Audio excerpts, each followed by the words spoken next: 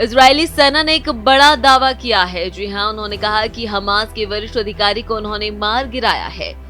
क्या है इस बात पर पूरी सच्चाई, आइए जानते हैं विस्तार में। इजरायल डिफेंस फोर्सेस ने एक बयान में कहा है कि उन्होंने इजलदीन कसाब को मार गिराया है।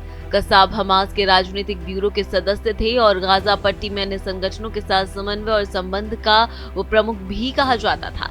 बयान में ये तक बताया गया कि कसाब को दक्षिणी गाजा के खान यूनिस शहर में एक हवाई हमले में मार गिराया गया।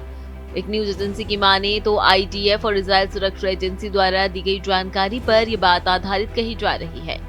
बता दें कि बयान में ये तक कह डाला गया कि कसाब हमास का एक महत्वपूर्ण शक्ति स्रोत था और उनके पास अन्य संगठनों के साथ सामरिक और सैन्य संबंध बनाने की जिम्मेदारी थी। इसके अलावा उसे इजरायल के खिलाफ आतंकी हमले के निर्देश देने का अधिकार भी था। इसके साथ ही ये भी बताया गया कि कसाब हमास के राजनीतिक ब्यूरो के गाजा में बचे हुए अंतिम उच्च रैंक वाले सदस्यों में से एक था।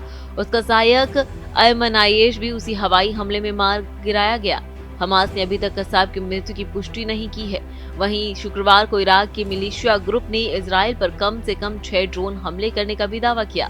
इराक के शिया मिलिशिया समूह इस्लामिक रेजिस्टेंस के बयान के अनुसार समूह के लड़ाकों ने दक्षिणी इजरायल में 3 महत्वपूर्ण स्थानों पर कब्जे वाले गुलान हाइट्स में 2 और मध्य इजरायल में एक स्थान पर ड्रोन हमले किए।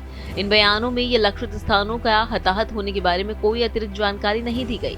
समूह ने यह भी कहा कि ये हमले फिलिस्तीन और लेबनान के लोगों के साथ एकजुटता में किए गए हैं और उन्होंने दुश्मन के ठिकानों को तेजी से निशाना बनाने की प्रतिबद्धता भी जताई।